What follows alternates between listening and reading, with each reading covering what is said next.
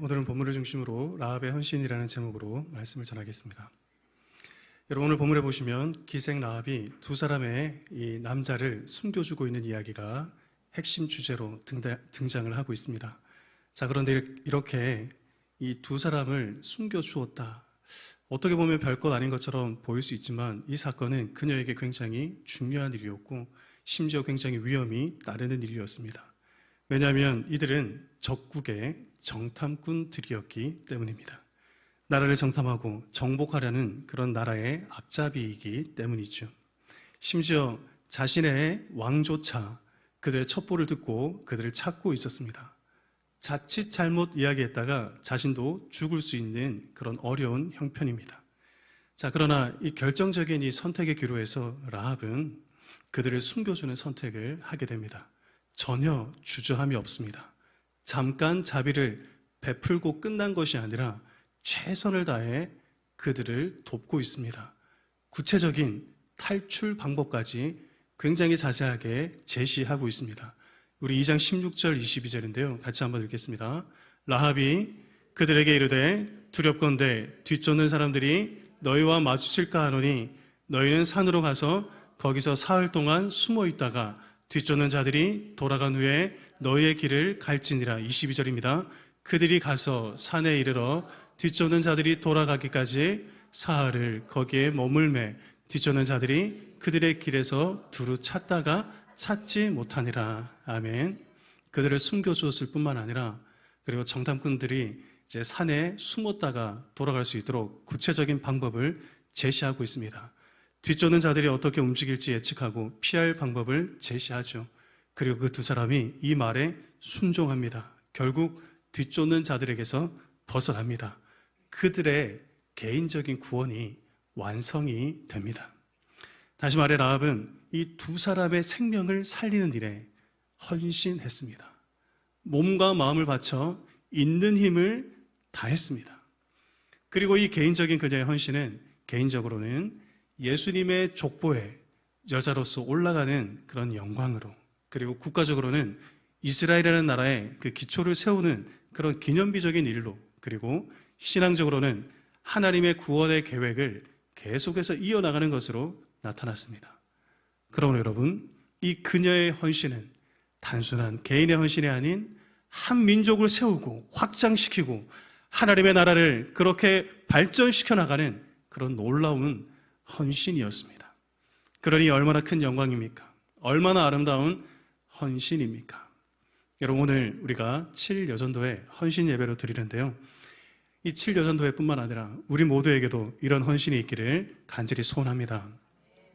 라합과 같이 생명을 살리고 구원해내고 하나님의 나라를 확장하는 데 앞장설 수 있기를 간절히 소원합니다. 자, 그런데 저의 고민은 바로 여기서 시작이 됩니다. 자, 그렇다면 어떻게 우리는 그런 헌신을 할 수 있을까? 라합은 어떻게 이런 헌신을 할 수 있었을까요? 그녀의 헌신의 동기는 무엇입니까? 어떤 마음으로 그녀는 자기의 전부를 던지게 되었을까요? 그녀의 헌신의 동기 살펴보고 우리도 어떻게 하면 이런 헌신을 할 수 있는지 함께 생각해 보면서 같은 헌신을 하고 하나님 나라의 그 확장에 앞장설 수 있는 우리 모두가 되기를 바랍니다. 자, 첫 번째, 그녀는 자신이 멸망받을 죄인이라는 것을 알았습니다. 여러분, 히브리서 11장 잘 아시죠?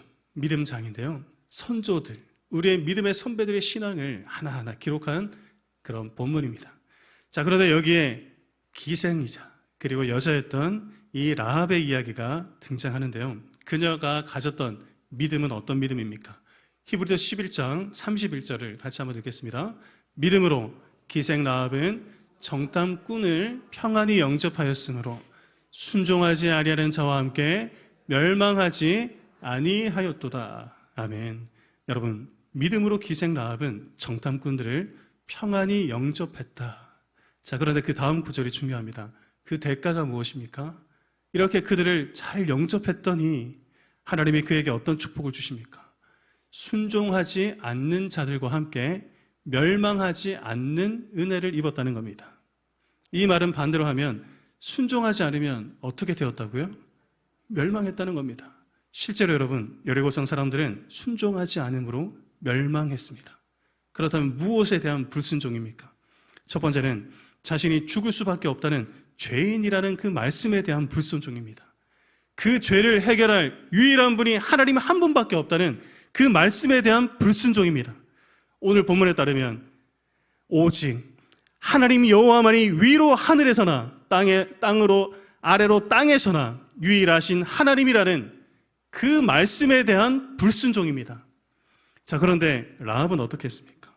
비록 기생이었지만, 그리고 기생으로서의 삶을 그녀도 살았지 않겠습니까?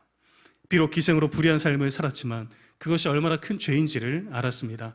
그렇게 살아가면서도 아무런 죄의식을 느끼지 못하는 그런 시대의 아픔을 함께 아파하고 있었습니다.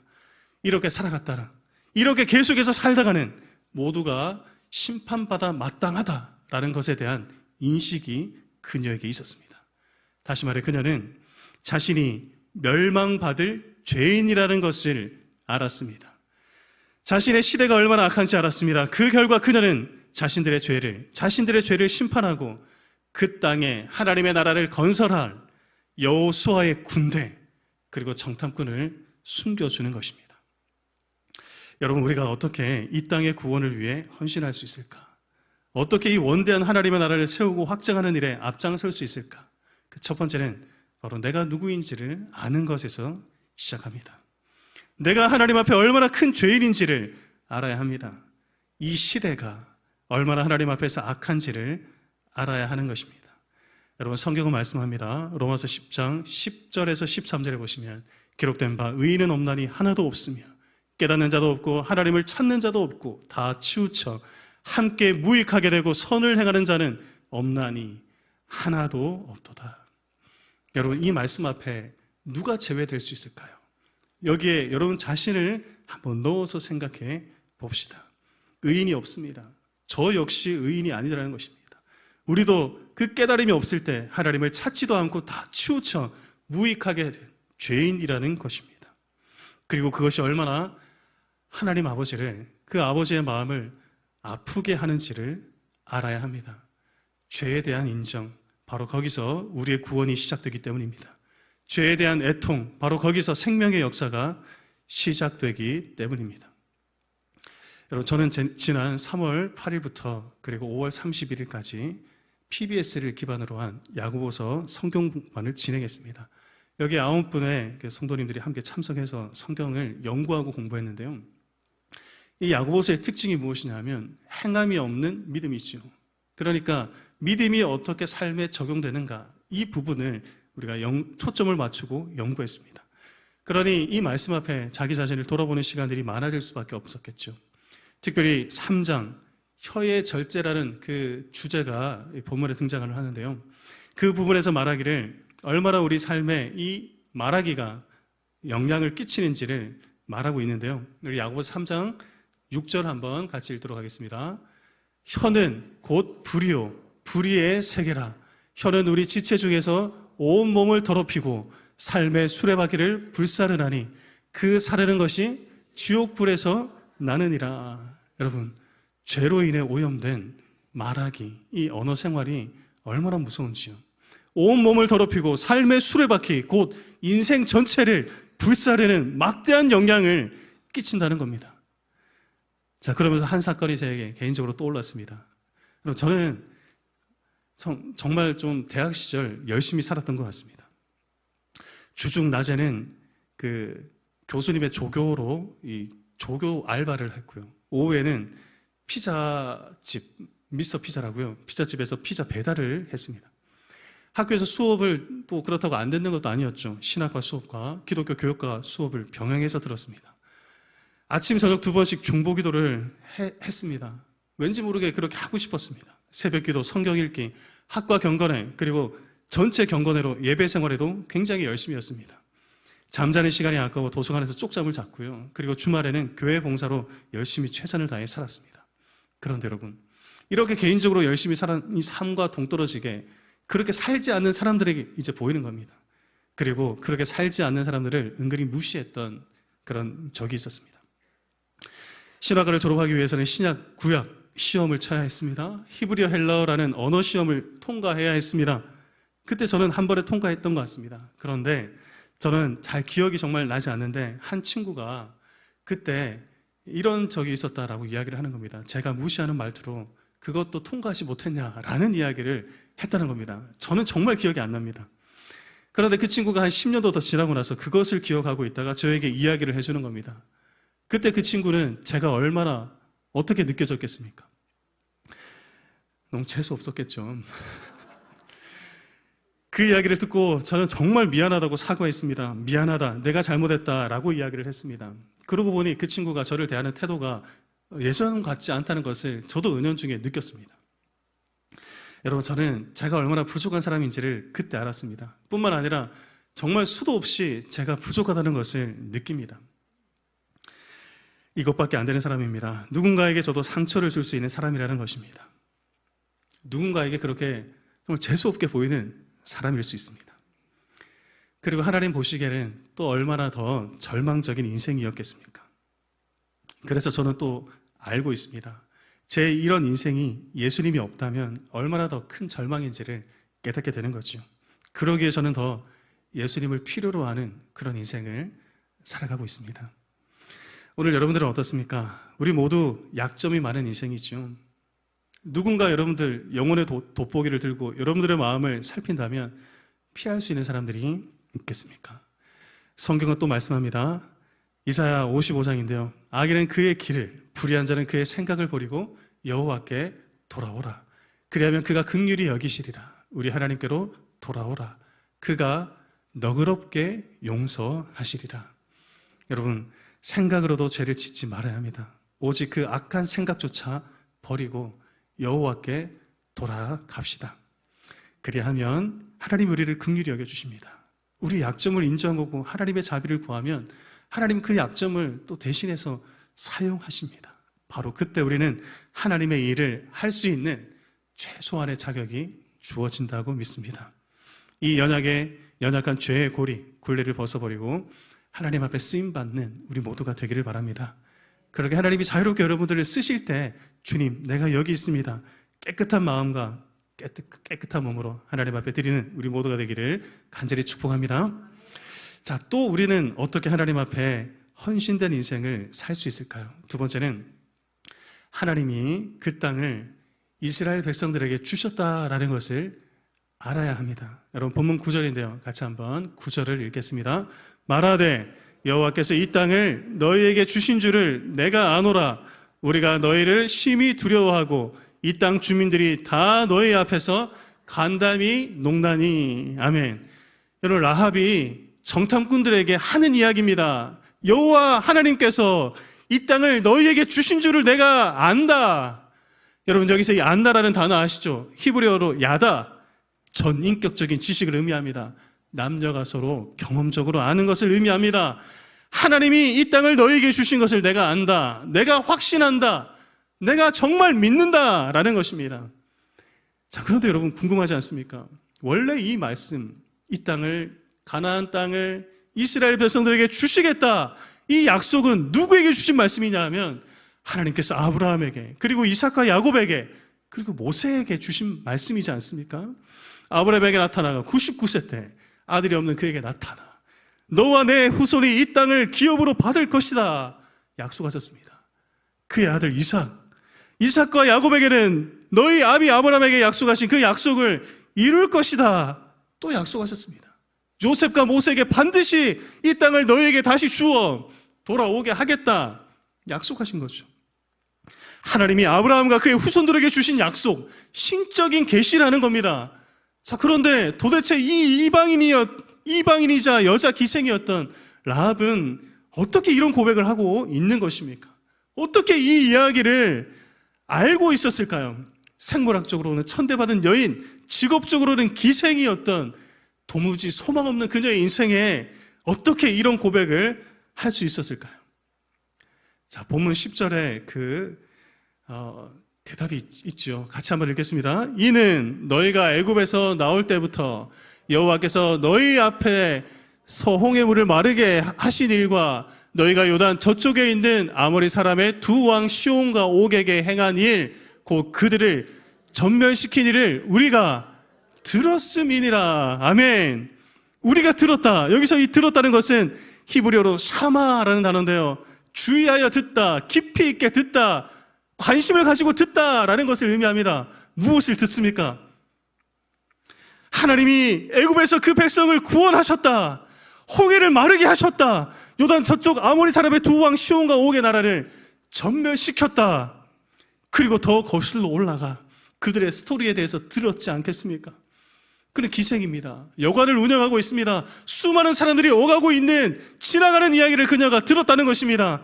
하나님이 오래전 아브라함을 부르셔서 가나안 땅을 그들에게 약속하셨단다. 이삭과 야곱, 요셉과 모세를 거쳐 그 땅에 대한 약속을 이루실 거란다. 그리고 이 놀라운 이야기의 주인공, 그 민족의 정탐꾼이 드디어 자기 집을 방문한 겁니다. 이에 라합이 생각하고 또 결심하죠. 그래, 숨겨주자. 비록 두렵고 떨리는 마음이 왜 없었겠습니까? 이 일을 결정하기까지 얼마나 고민을 했겠습니까? 그러나 그는 결정합니다. 숨겨줄 것을 다짐합니다. 내 인생을 그들의 하나님께 걸어보자. 그리고 과연 이 일이 어떻게 될지를 두고 보자 라는 마음으로 그들을 숨겨주는 것입니다. 다시 말해, 라합은 가나안 땅을 하나님이 그들에게 주셨다라는 신적 계시를 듣고 믿었다는 겁니다. 그들의 구원을 위해. 그리고 그녀는 자기 자신을 던지기로 결심합니다. 온 힘을 다해 그들을 도와줍니다. 심지어 이 일은 자기가 속한 이 여리고성, 가나안 땅의 나라, 그 나라를 배신하는 일이기까지 했습니다. 그 땅에서 당할 고난들을 두려워하지 않았습니다. 여러분, 우리가 어떻게 이 땅의 구원, 그리고 하나님 나라의 확장, 그 일에 헌신될 수 있을까? 두 번째는 이 땅, 우리가 발을 딛고 있는 지금의 이 땅도 하나님이 우리에게 주셨다라는 그 믿음이 있어야 하는 겁니다. 여러분, 하나님 우리에게 말씀하죠. 창세기 1장 28절입니다. 하나님이 그들에게 복을 주시며 하나님이 그들에게 이르시되, 같이 한번 읽겠습니다. 생육하고 번성하여 땅에 충만하라, 땅을 정복하라, 바다의 물고기와 하늘의 새와 땅에 움직이는 모든 생물을 다스리라 하시니라. 여러분, 하나님이 인간에게 주신 그 태초의 약속의 말씀이죠. 하나님이 이 천하 만국을 우리에게 주셨다. 생육하고 번성하여 땅에 충만하라. 그 안에 있는 모든 것을 가르치라. 하나님이 세우신 창조의 질서대로 세상을 정복해내라. 정치, 경제, 사회, 문화, 과학 및 모든 세상의 영역을 다스리라. 하나님이 우리에게 주셨기 때문에 그 말씀에 순종할 것을 우리에게 요청하고 있습니다. 하나님이 이미 주신 이 세상, 하나님이 창조하신 이 세상, 그런데 이 땅을 대하는 여러분들의 태도는 어떻습니까? 진짜 하나님이 여러분들에게 이 땅을 주셨고 정말 나는 그 명령을 순종할 하나님의 택한 백성이라는 것을 정말 믿으십니까? 제가 지난주에 한 교회를 방문했습니다. 인근에 있는 저희 교단 교회입니다. 그 교회에서 이제 청년 연합 집회가 있어서 저희 청년들을 데리고 같이 예배를 드리러 간 겁니다. 근데 제가 이제 문을 열고 딱 들어가는 순간 첫 번째 놀랐던 것이 청년들이 찬양 인도를 하는데요. 여기서 한 21명이었어요. 앞에 딱 나와가지고 찬양을 인도하는데, 여러분, 그냥 인도하는 것이 아니라 어떻게 인도하냐면 뛰면서, 춤추면서 정말 이렇게 자유롭게 찬양을 하는 겁니다. 그리고 또 놀란 것은 그런 찬양이 또 어떤 분들에게는 되게 좀 불편할 수 있지 않겠습니까? 그런데 어르신 분들도 앉아 계셨어요. 그런데 거기 계신 온 성도들이 즐거운 마음으로 동참을 하는 겁니다. 우리 근처에 있는 하나로 교회입니다. 같은 신앙을 고백하는 사람들이 이렇게 많구나라는 것에 놀랐습니다. 그리고 마지막으로 또 하나 놀란 것이 뭐냐면 그 청년부 목사님의 말씀입니다. 제목, 길, 본문 요한복음 14장 16절 외우시죠? 내가 곧 길이요 진리요 생명이니 나로 말미암지 않고는 아버지께로 올 자가 없느니라. 공허한 세상 속에 참된 길이 누구냐? 청년들에게 질문합니다. 얼마나 많은 사람들이 세상에서 어떻게 살아갈지, 어떤 길을 갈지 고민하고 살아가고 있는지 모르죠. 그러면서 두 곡의 노래를 소개하는데요. 첫 번째 노래가 여러분 G.O.D의 길, 박진영 씨가 쓴 길인데요. 이 길의 가사가 어떻습니까? 내가 가는 이 길이 어디로 가는지, 어디로 날 데려가는지 나는 알 수 없지만 나는 그냥 이 길을 간다. 이 땅의 길을 가는 그냥 인생의 고민을 나열하는 겁니다. 정확한 길을 알지 못하는 인생의 답답함을 노래하는 거죠. 그런데 또 하나의 노래를 제시하는데 함부영 씨의 길입니다. 혹시 아십니까? 이분이 노래를 부를까 말까 하다가 노래를 부르더라고요. 저는 잘 모르는 노래입니다. 어느새 지금 여기 나 서 있네. 생각조차 못했던 내가 어떻게 여기까지 왔는지 감사하기만 한 걸 조금씩 보인 그 길을 따라 한 걸음씩 한 걸음씩 내가 걸어왔었지. 인생의 끝에 내 삶을 반겨줄 그 일을 기다리고 있으니 내게 주어진 이 길을 내가 걸으리. 여러분, 똑같은 인생의 길이지만 하나님이 나를 여기까지 인도하셨어. 지금도 내 삶을, 내 인생의 길을 하나님이 인도하고 계셔. 그러니 나는 이 길의 끝에 계신 그분을 보면서 열심히 내가 달려갈 거야. 이런 믿음의 고백의 곡이라는 것입니다. 그리고 그 곡의 가사에 맞춰서 정말 그 고백대로 살아가는 그 열정적인 그 청년들을 보니 여러분 소망이 있는 겁니다. 아직도 여러분 하나님이 나를 이 땅에 보내신 분명한 이유와 목적을 가지고 열정적이고 살아가는 청년들이 있다는 것에 놀랐다라는 것입니다. 여러분 오늘 여러분들은 어떤 길을 걷고 있습니까? 완벽하게 하나님께서 보여주신 구원의 길, 이 땅의 시작과 마지막에 대한 분명한 약속, 성경의 수많은 믿음의 사람들이 걸어갔던 바로 그 길, 지금도 수많은 사람들이 걷고 있는 그 길, 이 길을 우리가 걸어가야 되지 않겠습니까?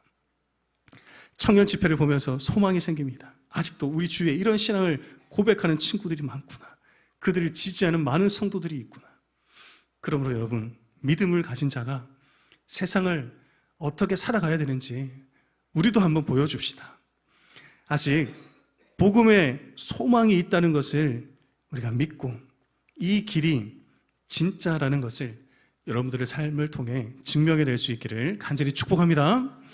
자, 마지막으로 이 라합은 정탐꾼들을 숨겨주는데 헌신했죠. 이유가 무엇일까요? 세 번째, 부모와 형제를 구하기 위해서죠. 분명한 이유죠. 우리 13절인데요. 같이 한번 읽겠습니다.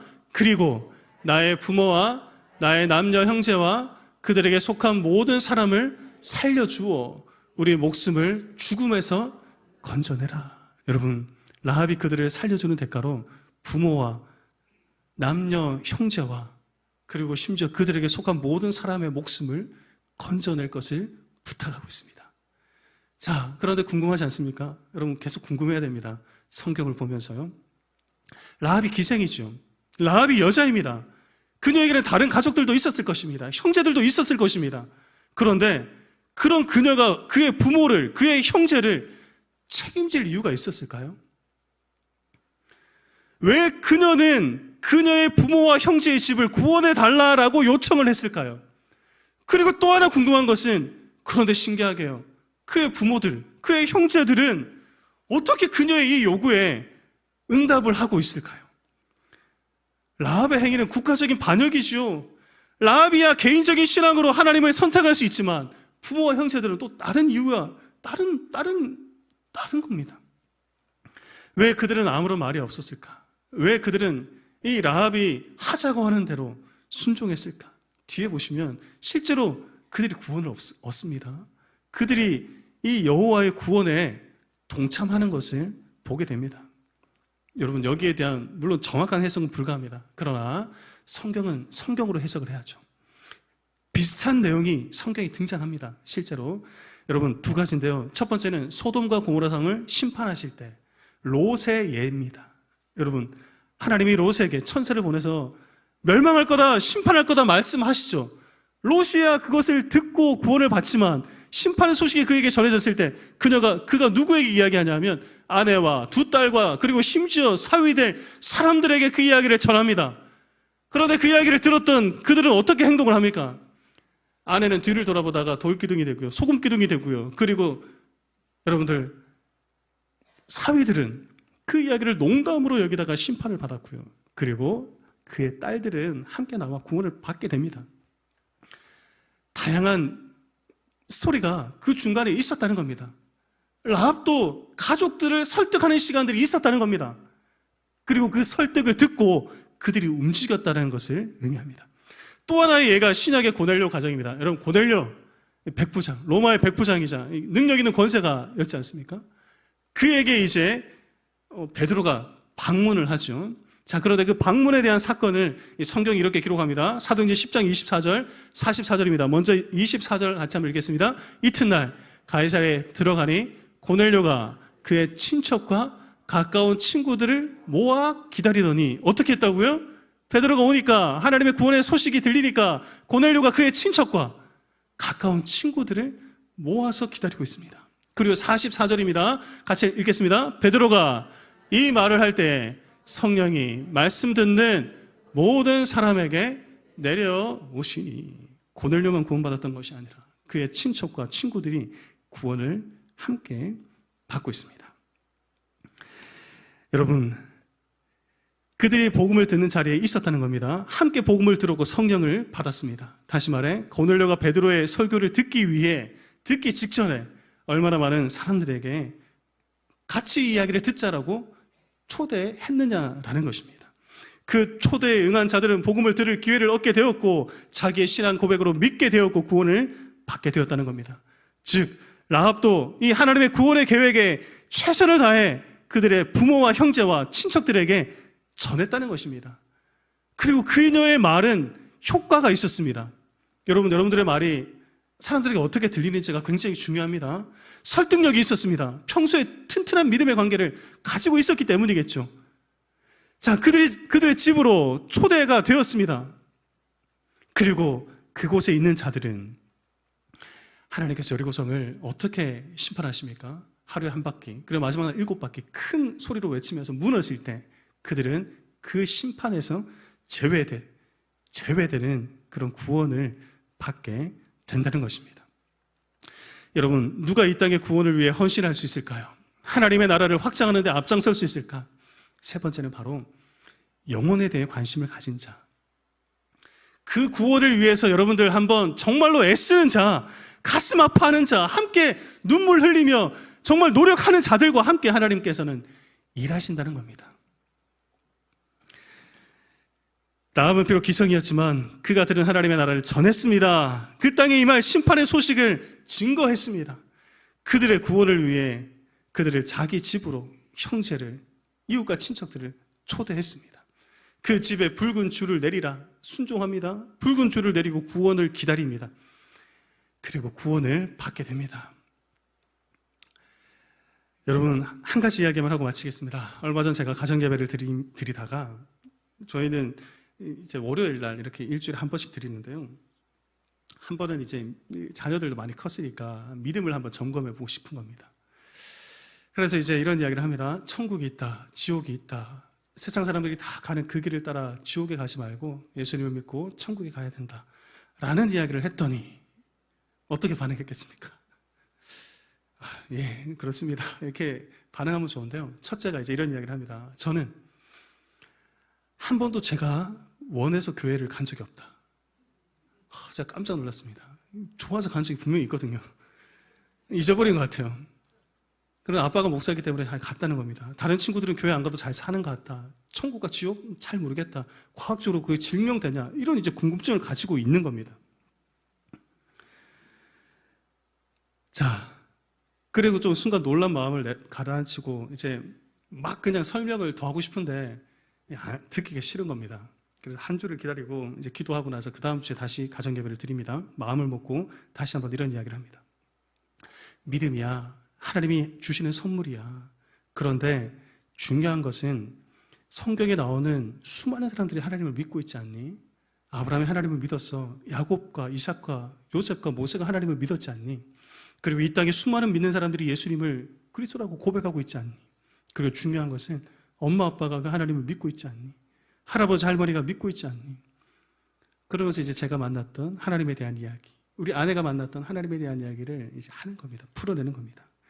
그러더니 조금 수그러집니다. 여러분, 저는 정말 좀 충격이었습니다. 그런데 여러분, 가만히 생각해 보니까 저도 사실 그맘때쯤 이 신앙에 대한 고민을 했던 것 같아요. 여러분, 우리 아이들이, 우리 자녀들이 그런 신앙적인 고민을 합니다. 어떤 친구들은 일찍 하기도 해요. 초등부, 중고등부. 그리고 어떤 분들은 좀 늦게 하기도 합니다. 그러나 반드시 그런 고민들을 할 때가 온다는 겁니다. 그러니 여러분들은 어떻게 해야 됩니까? 여러분들 자녀들, 특히 가장 가까이 있는 여러분들의 가족과 친척과 이웃들을 관심을 가져야 된다는 겁니다.